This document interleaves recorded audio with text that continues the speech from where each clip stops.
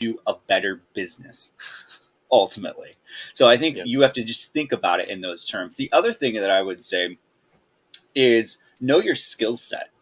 There's going to be, you might be an entrepreneur who's great at starting at zero and going to one, right? Like you might be great creating, you might be awesome at product development or recognizing trends or recognizing keyword analysis and data and gaps in the marketplace on Amazon.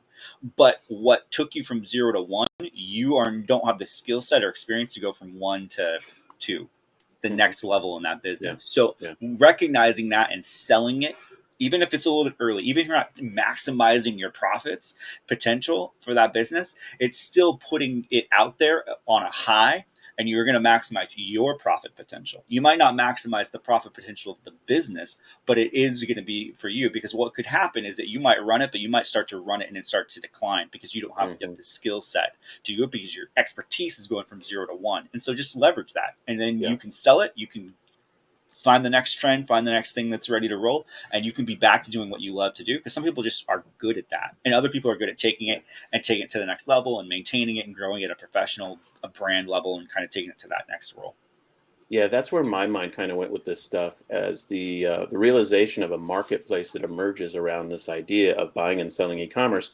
What it makes you realize is, and I always tell my story, I wanted to be an online seller for 10 years and I didn't know how to do it. I didn't know how to go from zero to version one of anything.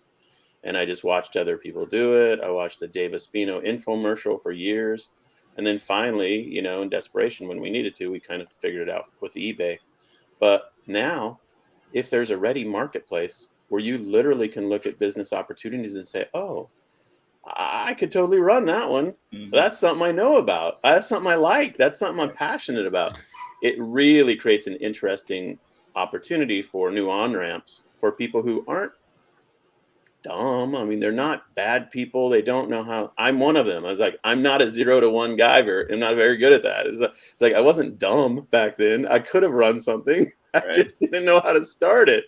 So if I could have bought something, and there's so many ways to buy things. You can do an earn-in. You can do owner financing, where you buy it off somebody over time. There's loans readily available for anything on the planet right now. There's so many ways to buy. And so to me, that's the interesting part of this conversation, is the buy side more than the sell side, but that's just sort of how I'm wired. And so I love the whole thing and the marketplace that's emerging. So you both kind of mentioned this idea of getting your ducks in order, being ready to sell properly. I think that's probably a top of mind conversation. So let's unpack that a little bit. So, I mean, the obvious thing is you want to begin with the end in mind, Kyle, as you said, and Chris, you want to get your personal things set aside and clean out your business. What else should people be aware of as they in particular think about Amazon business, for example, that is going to be prepared to sell? Is there anything that you would just specifically say, look into this, look into that, or any further tips on that part of it? Yeah, this is not a solo venture.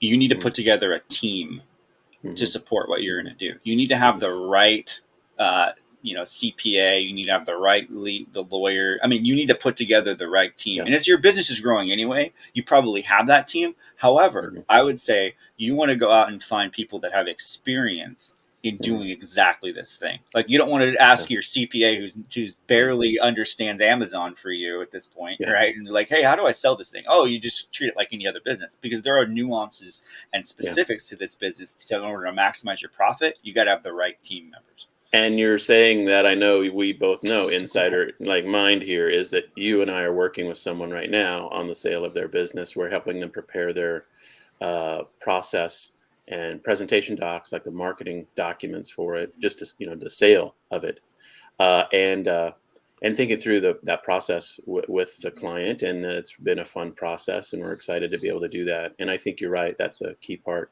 Chris, what's your thought on how else to get right before you sell? Well, it's kind of jumping on two things you guys have been saying, or something both of you have said. And I think maybe a simpler way to phrase it is that people need to be self-aware, to be like, okay, who am I? What am I good at? What's my plan? and understand these things from the beginning. And if you didn't think about it at the beginning, stop and think about it now. Because I've seen a lot of sellers on Amazon who are like, they see big numbers. They're like, what, you mean you can sell an FBA account for like this much money? And they're like, yeah, I want to do that. And it's like, whoa, dude, you don't know how to do that. Okay, like you haven't built something that can be sold, right? Like, surprise, you've built yourself a job and not a business where like you can't actually sell it. So if you want to sell it, you have to be aware of what it takes to sell. You have to be aware that, oh, I do need to get a lawyer involved. You have to be aware of like, oh, wait a minute, what's going on? And a very common thing that I've seen where people are not self-aware, and myself included, when we started Scan Power and it was growing, and I was like, I didn't know what we were doing. We just kind of did it because it was fun and we got really popular. We were at the right place at the right time. My business partner, Paul, at the time said, look, we can either have control or we can grow. And I've thought about that constantly, because if you want full control, if you want 100% ownership of your business, then you do have a max of how big you can get. Like, it might be pretty big, but there's still going to be a limit. Now, if you want to grow past that, you need to be working with and partner with people who know how to take something to the next level, to a higher level than you know or you're capable of taking it, whether it's needing extra people or extra knowledge or extra connections, whatever that might be. That means giving up control. And I've seen so many people unable to give up even 1% of control because it's their baby, right? Like, I get it. I've been there. Like, oh no, I think this is mine. Like, it's connected to me. It's literally like, they say baby because it literally feels like your child. Right? Like there's this strong emotional connection to it. And no, I can't sell part of it. I can't have someone else come in who may not care about this as much as I do. And you have to overcome that and say, yes, if I want to grow, if I want to reach more people, if I want my message to be out there to more people in the world, if I want to help more customers, if you want that growth, you've got to be able to give up control. And it's something I think people just need to stop and think about. It doesn't, you don't have to like flip the switch right away, but think about it and be like, you know what? I do want to grow. I do want to help more people. I do see a big opportunity here. And I can do it. I can give up some control and then do that. And then say, okay, what's the plan? As your team grows and say, look, we need to sell. We need to bring somebody in. We need to give up some equity, what that takes, and build a team of trusted people who know what they're doing. And then you can really grow and change the world. Well, you mentioned an interesting idea, which is, of course, selling part of your business for strategic purposes, to have cash to grow, have strategic advice from a new partner, et cetera, et cetera. So that's a whole different split on this, which is awesome. I mean, that's a topic in and of itself. That's a future podcast for sure. But where I wanted to go with the conversation a little bit, so we'll leave that as an open loop for another episode.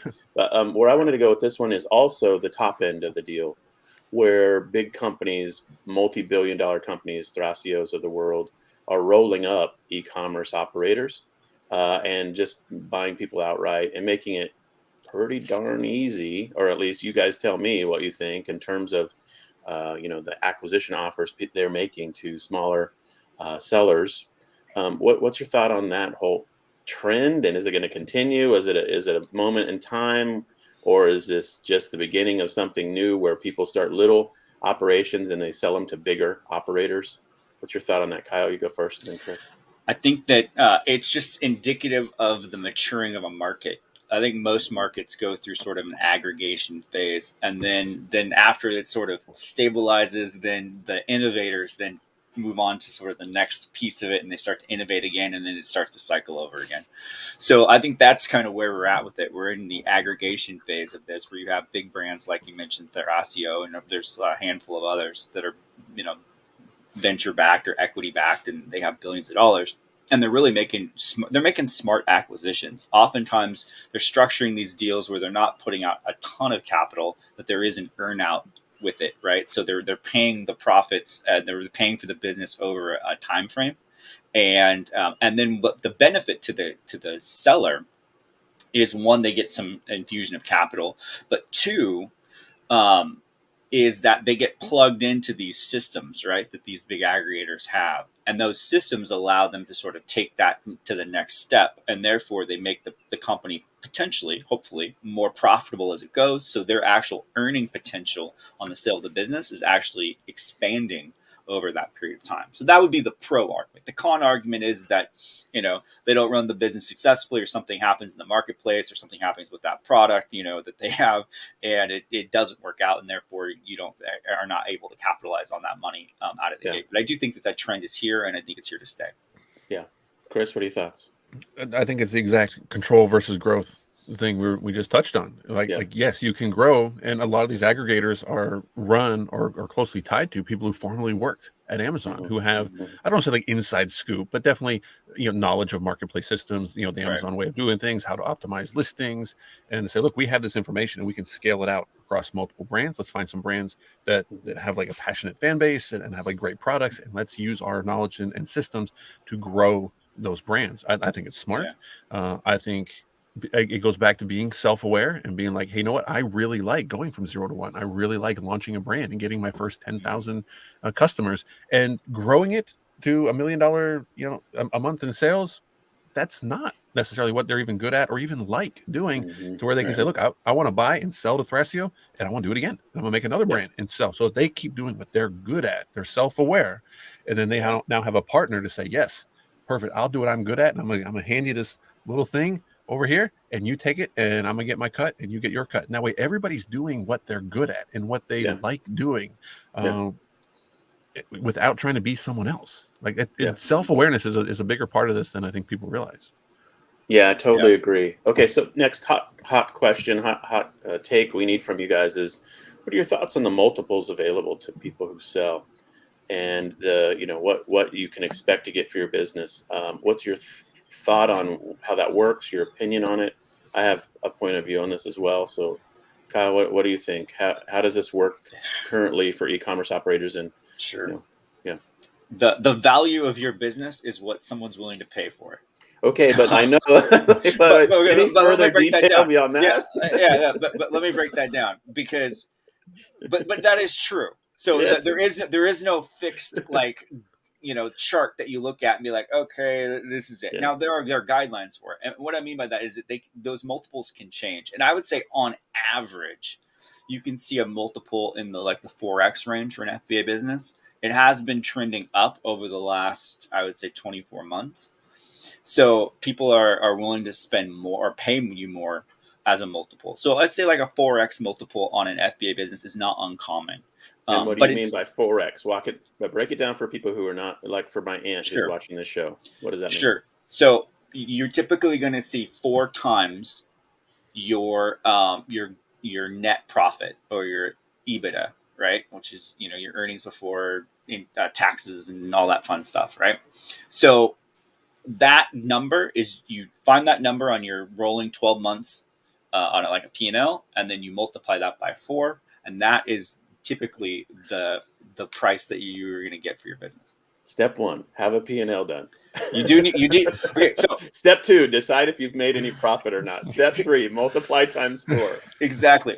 Here's my 4 times 0 is still 0. Yeah, exactly right. My other hot take on this is that if you don't care about your numbers, like ultimately you're not a numbers person, you're not driven by your numbers, you will be by the time you get into the process of trying to sell your business, because you have to be, right? And if you want to lose money and leave money on the table, you ignore what your numbers look like and how you're thinking about those things. So, Chris, so 4x. 4x. Chris, what's your thought on the multiples available and how that nuance plays out? I am not a multiples guy. This is not an area of expertise for me at all. I do want to help people split up the ideas of different types of Amazon businesses. I think when we talk about an Amazon business, I think people are defaulting to selling and then defaulting back to probably FBA type business using Seller Central. There are 2 other main ones that I work more closely with: Merch by Amazon and Kindle Direct Publishing, KDP.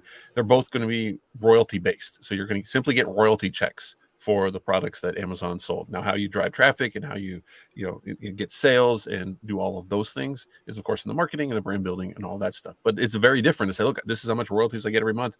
That's it, without having to get into inventory costs and lead times and all this other stuff that's going to be a little more complicated in the FBA side.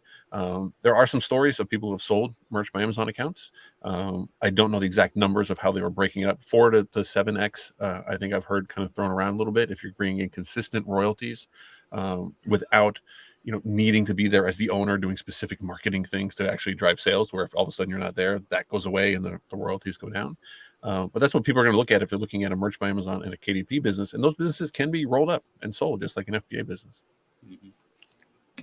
For sure. Yeah, I love that.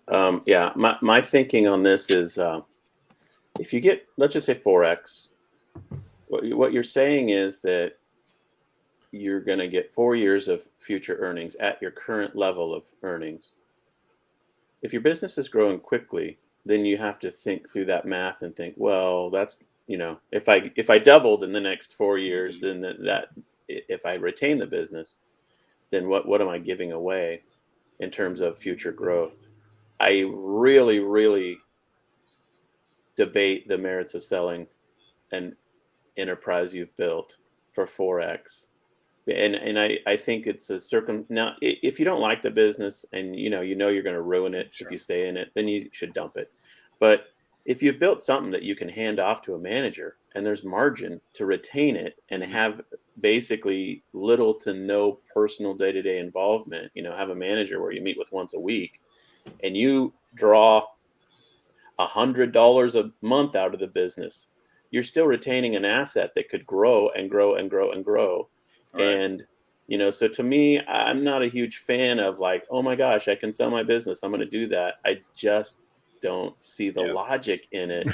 That's because you're self-aware that you actually like what you're doing. You've built something you enjoy, not just, I need to make money. I heard you can make money flipping wholesale. So you build this wholesale business full of products that you don't care about. You're like, I don't even know what that is. I don't even know what's in that box, but we're going to send it to FBA and sell it. Yeah. Now, I would also say, though, that 4x multiple is typically going to be on an FBA business that has an owner-operator. They're still day-to-day in the business. As soon as you move it over to what you described, where you have a team in place, you're not doing day-to-day management, your multiple can push closer to 6 or even 7.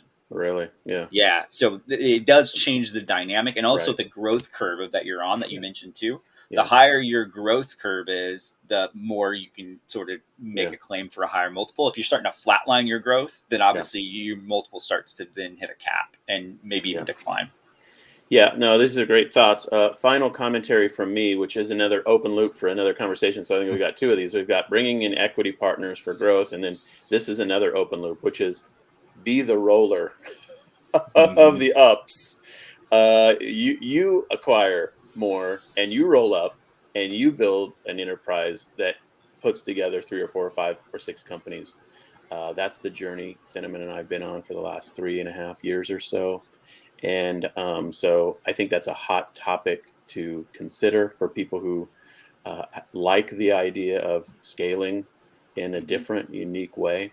And so I'd say that's another open loop that we can unpack in a future podcast. So guys, I love this topic. I think this is just genius stuff. And so let me recap. The opportunity to sell your business or even buy a business is becoming more and more readily available for us. To do it right, you want to think through your financials, your process, and get your business ready to sell. As Kyle said, begin with the end in mind on it and have it ready to sell to someone else.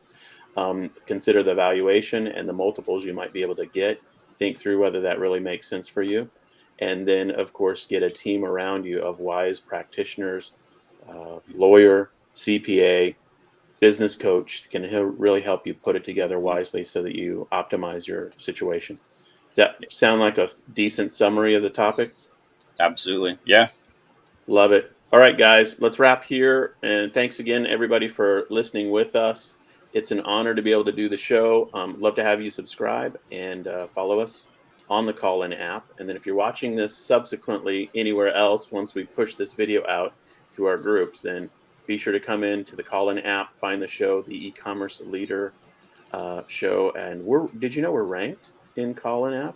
Ooh. We're in the top 50 business podcasts in Call-In. Hey. And there are more than 50. That was my next question. So yes, our subscribership is growing. So, but it's a beginning effort. We're going from 0 to 1 on this deal, so it's fun. Right, so. There we go. All right, you guys. Good times. Good times. Thanks for hanging out with me today, and thanks everybody. We'll see you soon. Bye.